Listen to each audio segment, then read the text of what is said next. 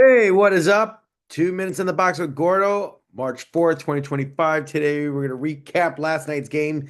Seth Jones' debut with the Florida Panthers, Spencer Knight on his debut with the Chicago Blackhawks, the latest rumors, signing, trades, and personal opinions on several teams, and preview tonight. And we got some juicy stuff to talk about. All right. First up, what a game last night for the Florida Panthers against the Tampa Bay Lightning. Sasha Barkov 2-1 against the Tampa Bay Lightning.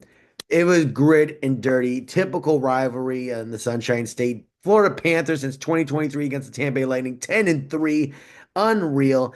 Barkov was just spectacular. He was just like unreal. His second goal was flawless. He was unbelievable. I mean, Braden Point got that goal in the third period, but I'll tell you, Bob played well. Seth Jones was unreal. He had his moments.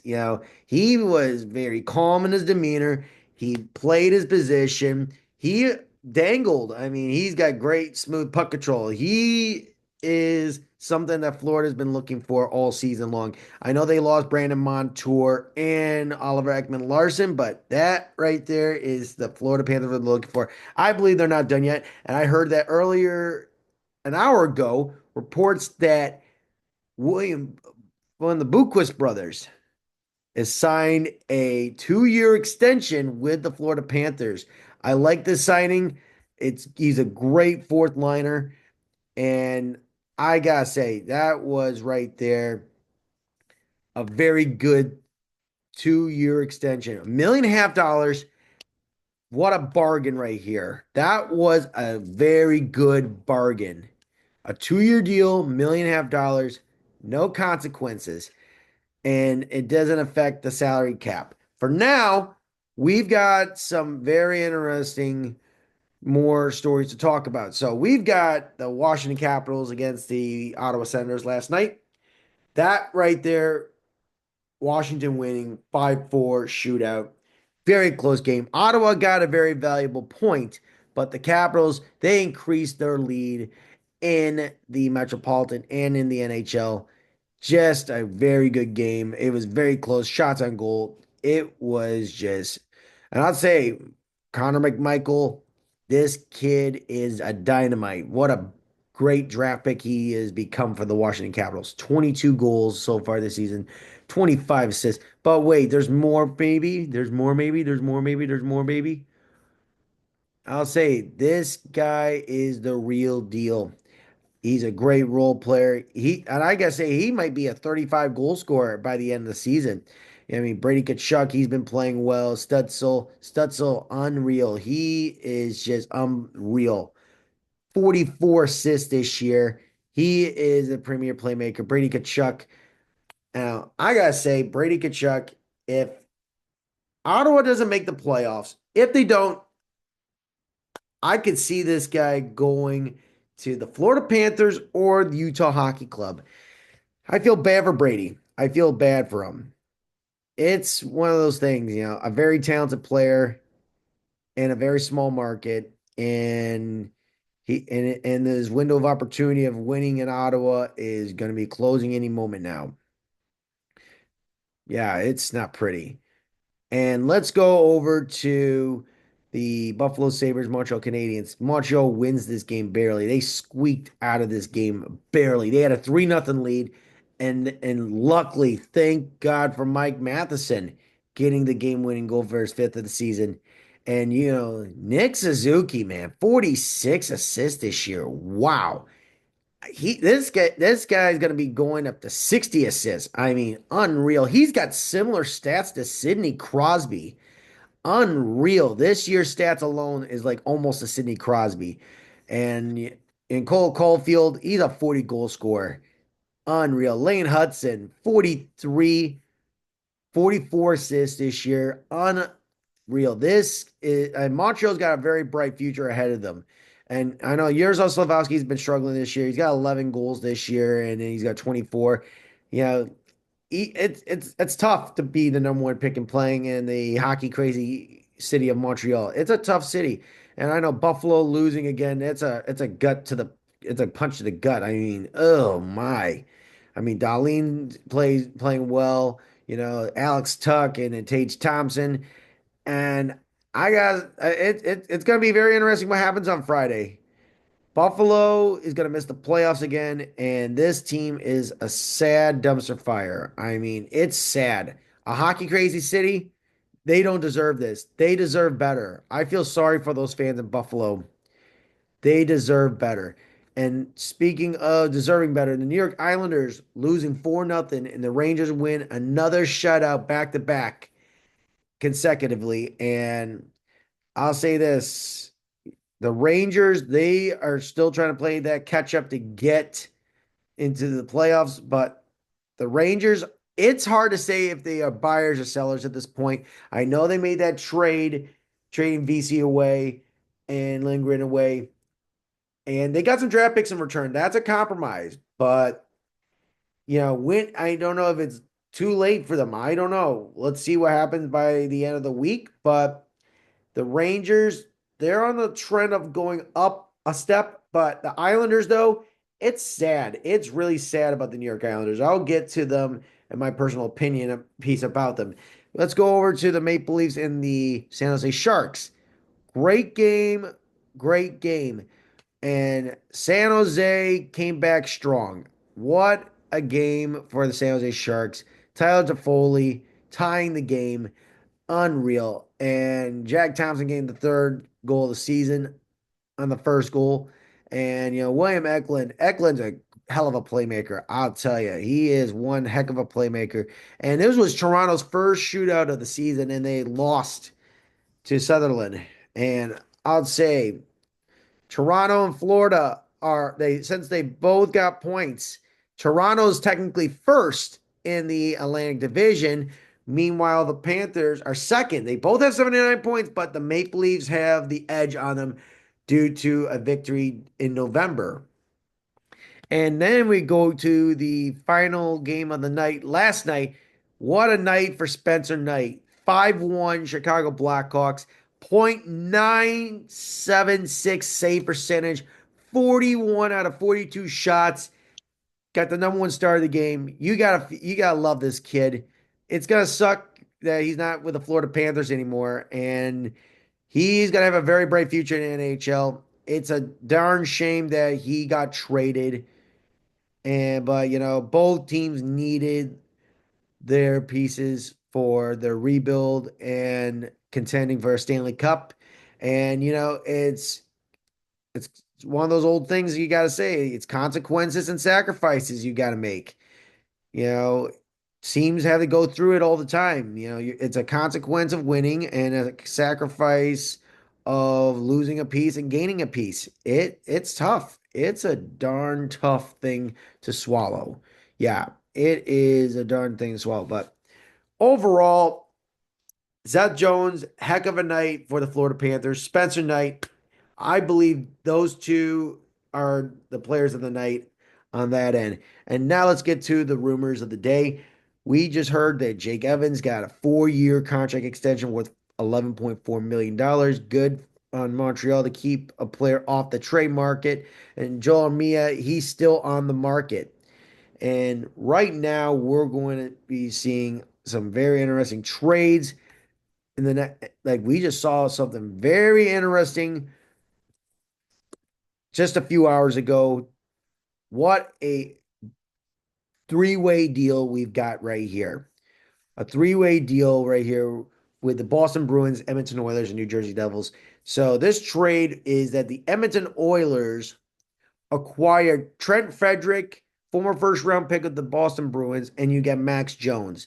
And meanwhile, the Oilers traded to the Bruins.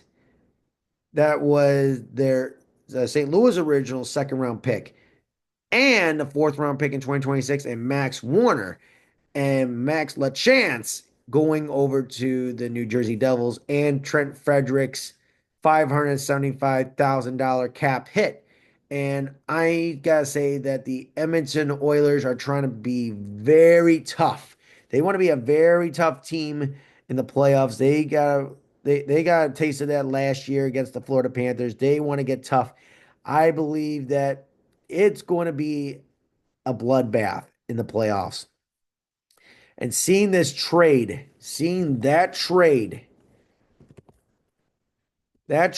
over to,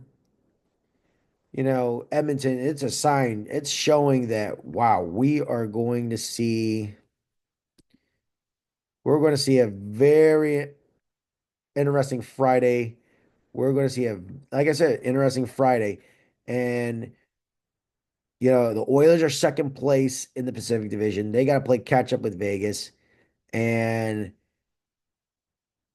like I said, it's going to be a very fun Friday with this NHL trade deadline.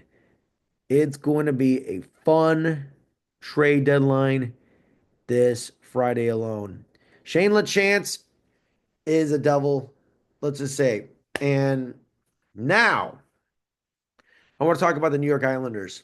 It's a darn shame about them. You know, Gar Snow built a hell of a hockey team before he was let go when Lou Lamoriello took over. Lou had the opportunity to close out the deal of winning a Stanley Cup with the New York Islanders.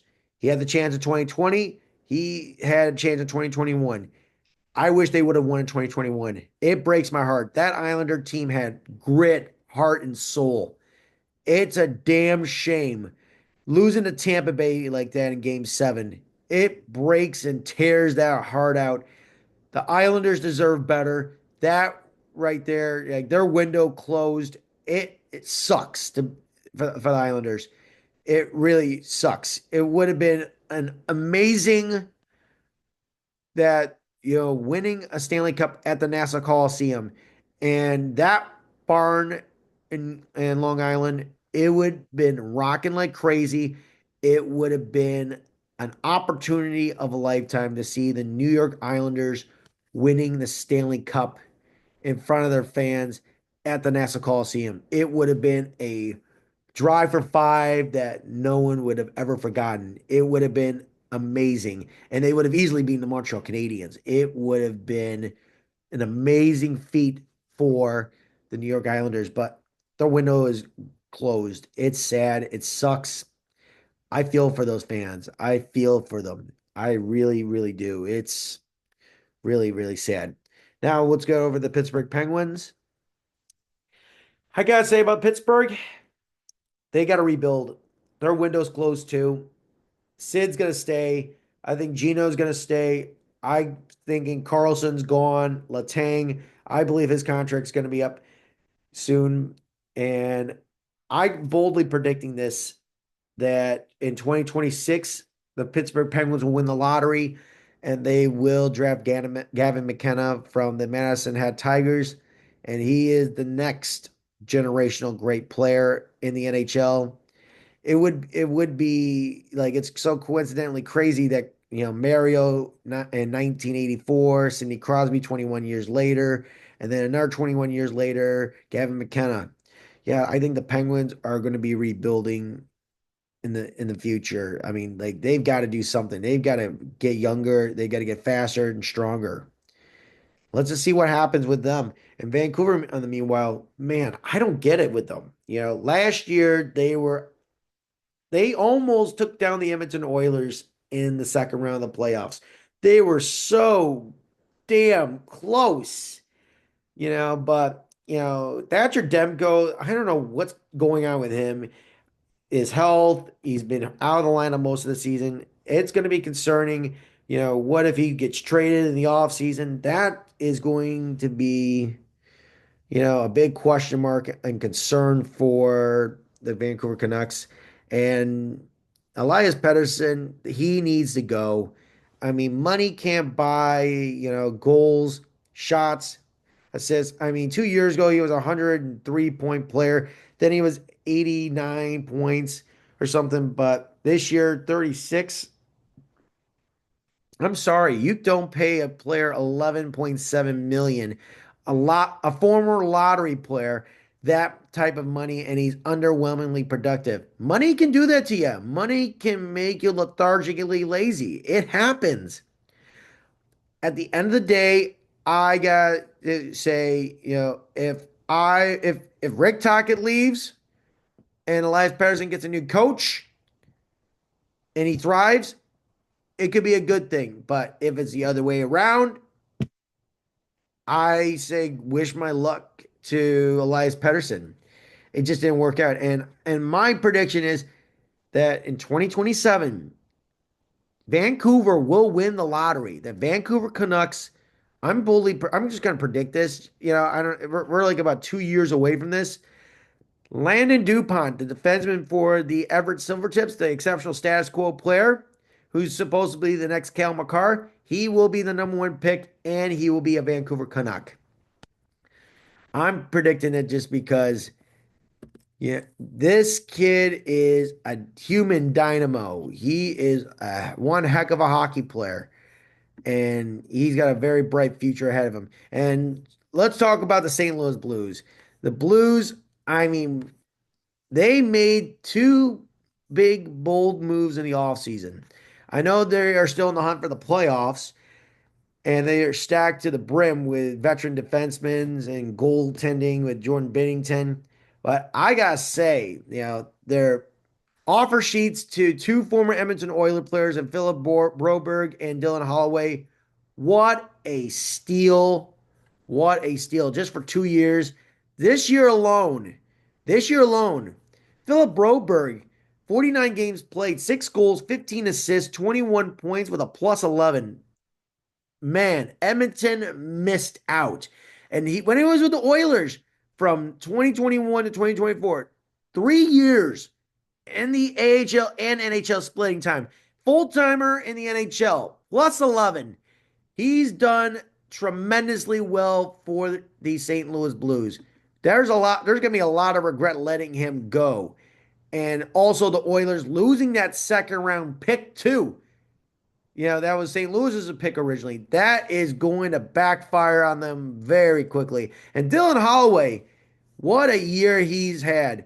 His first few seasons in the NHL, he's only played 89 games.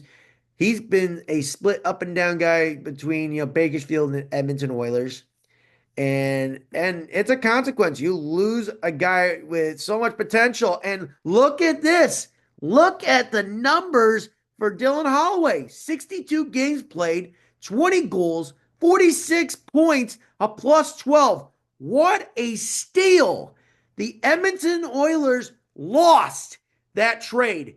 You just lost two good players, and by 25-26, both of them are going to be RFAs. And if I were the St. Louis Blues get Philip Broberg and Dylan Holloway, big time contract extensions. No excuses. I mean, come on. Look at these numbers. Underrated bargain deals. What a steal for the St. Louis Blues. They done one heck of a deal. Yeah, right. I'm telling you, that right there shows that the Oilers are all in. There's always sacrifices and consequences, but the St. Louis Blues, they took the opportunity getting both two former first round picks of the Edmonton Oilers. That right there shows that the Edmonton Oilers missed out on two future superstars. They are both underrated, and those two have done one heck of a job this season. All right, now we go to the Stadium Series. 1.6 million most watched regular season game on ESPN since the NHL went back to ESPN 2021. What a unbelievable turnaround. Hockey is on the rise again in America. In America, we're seeing hockey thriving and thriving. In the NBA, it's just dying. Sucks to be the NBA though, but overall, I don't care. The NBA shot itself in the foot. They have other consequences. And looking now, we've got some very interesting news in Tampa Bay. The Tampa Bay Lightning placed former Blue Jacket, New York Ranger, and Philadelphia Flyer Cam Atkinson on waivers for the purpose of an American Hockey League assignment. And meanwhile, the Lightning signed Logan Brown to a 1-year, $775,000 deal while having a successful season for the Syracuse Crunch of the American Hockey League. Tampa Bay is going to be a very interesting team at trade deadline. That team is going to be very interesting to watch. I know they lost last night, but this team is not going to give up a fight. It's not over. It's not over by a long shot. And this is going to be, like I said, fun Friday to watch. And now we go over to tonight's preview games. We got 10 games on the dock on tonight, and we've got some very good ones. Yeah. We've got Nashville against Boston. That right there, Boston's looking for those 2 points for a wild card spot. And I know they're selling, but this game can be a unique, interesting game. You got San Jose against Buffalo. Both teams, San Jose won last night. Buffalo, they're still looking for answers. They got to get things done. They got to rebound after that loss last night. Whoever is in desperate need of a win, I'm going to go Buffalo because it's the Sabres. They had an opportunity to beat Montreal and they blew it. Then you've got Carolina Hurricanes and the Detroit Red Wings, a rematch classic from the 2002 Stanley Cup Finals, and we could see Mika Rantanen and Alex DeBrincat play one heck of a game. And I'll tell you, DeBrincat 40 goal projection. He's about to get 40 goals this year. Currently, he's got 29. He can get 41 this season. And Detroit better pick up the slack because Columbus getting those 2 wins at home and home. Detroit needs to play catch up because we got some other teams like the Bruins, the Senators, the Rangers. They're creeping on that final wild card spot. The Red Wings better do something quick because it's going to be tough to lose a game against Carolina. Carolina's tough, but the Red Wings better get it together. And we got, speaking of Columbus, Columbus is playing Tampa Bay Lightning tonight. This matchup right here, Tampa Bay, Columbus, yeah, both teams very strong. That's a highlight game I would like to watch. And I'm seeing this is going to be a close game. Tampa Bay is going to rebound from their loss against Florida, and Columbus, they're going to be a tough team as well. I mean, look at those two. They're both making playoff strides. And Columbus on the other end, they can, I mean, they can make it as a second seed in the Metropolitan. Who would have thought that the Columbus Blue Jackets, after what they went through losing Johnny Gaudreau, and this team would have been a lottery pick. Now this team is on the stepping door, like they're on the door knocking to the Devils and the Hurricanes. They could be a second seed in the Metropolitan. If they can go on a run for the next few weeks and make some heck like player moves, baller moves, whatever. But boy, Columbus will be dangerous to play against. Don't underestimate the underdog. It would be a wonderful story for the Columbus Blue Jackets to have a Cinderella run. It would be awesome to see a team that has only been in the playoffs 6 times, won 2 playoff series only. It would be an amazing Cinderella for the Columbus Blue Jackets. And then we got Philadelphia Flyers and the Calgary Flames in Philly. Yeah, and Calgary, they're still trying to keep that final wild card spot. They're still trying to keep that final wild card spot. Philadelphia, they're trying to keep their pace going. They're a game above 500. Calgary's got to get this. Huberdeau is leading the team in goals. Calgary has got to play catch up. They got to take advantage of it because they're tied with Vancouver right now, and Vancouver is slipping. Vancouver is slipping right now. And then you've got Winnipeg Jets and the New York Islanders. Jets, one of the best teams in the NHL against the New York Islanders. The Islanders, they got a rebound. They were humiliated at MSG last night. And Winnipeg's no like easy walk. This is going to be endurance right here. And they're playing against one of the best goalies in hockey in Connor Hallback.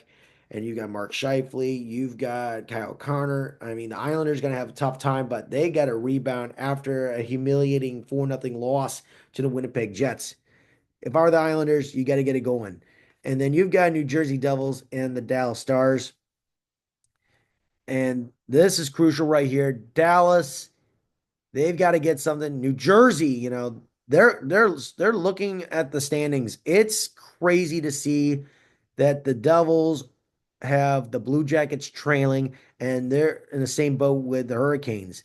And Dallas is going to be like they obliterated the Blues the other night, and I'm going Dallas. Dallas has got more to win, and they got to play cat. They got to be moving up the standings because Colorado and Minnesota are creeping on that standings as well. And you've got the two Nova Scotia boys against each other. You got Nathan McKinnon and Sidney Crosby in Denver, and the Penguins. They got a lot to ride on. Ricard Raquel, he is a very valuable trade piece, and he's got 28 goals this year. Any team that needs a goal scorer, need a secondary scoring, get him now. And Arturi Lehkonen, he's got 24 for the Avs. And looking at these numbers, Sidney Crosby got 46 assists this year, McKinnon 68. And that's another matchup you got to circle because you've got the OG Cole Harbor, Nova Scotia, Sidney Crosby, and the current GOAT, Nathan McKinnon. Those two are phenomenal. They are the two best playmakers of all time and right now. And this one is going to go down to the wire. I believe it will be a close one. And I'm definitely going to go Colorado Pittsburgh. They've got a lot to figure out by Friday in the trade deadline. Then we go over to Edmonton while they play the Anaheim Ducks. This one right here, the Ducks are going to be a tough team. They are very competitive. They're at 500. The Oilers are going to have a tough time, but you know how it is with Leon Draisaitl, McDavid. This and the Ducks are no pushover. I see that this one would be a very close game. Keep an eye on that one. This will be a close one. And then you've got the Minnesota Wild and Seattle Kraken. Minnesota Wild, they've been struggling lately. They got a lot of injuries on the back end. Seattle on the other, same thing. Seattle, they've been struggling. And I'm going to go Minnesota on this one. The Wild have a lot to lose, and they got to get things going because, they are struggling without Kirill Kaprizov, and it's not looking good. They got four guys who are banged up. It's not looking good. And the Kraken on the other end, they are going to be big sellers at the trade deadline. I believe four guys will be on the block. And, I'll say this, Joey Decourt is very underrated for the Kraken. At the end of the day, Seattle better get their crap together, but Minnesota is the team destined to win for this one. Yeah, what a interesting trades, updates, everything. This has been 2 Minutes in the Box with Gordo. We'll be back here tomorrow morning for another episode, 2 Minutes in the Box with Gordo. Like, subscribe, and follow on Instagram, YouTube, X, and Rumble, Facebook, you name it, all the platforms, and recently TikTok. Have a great day, everybody.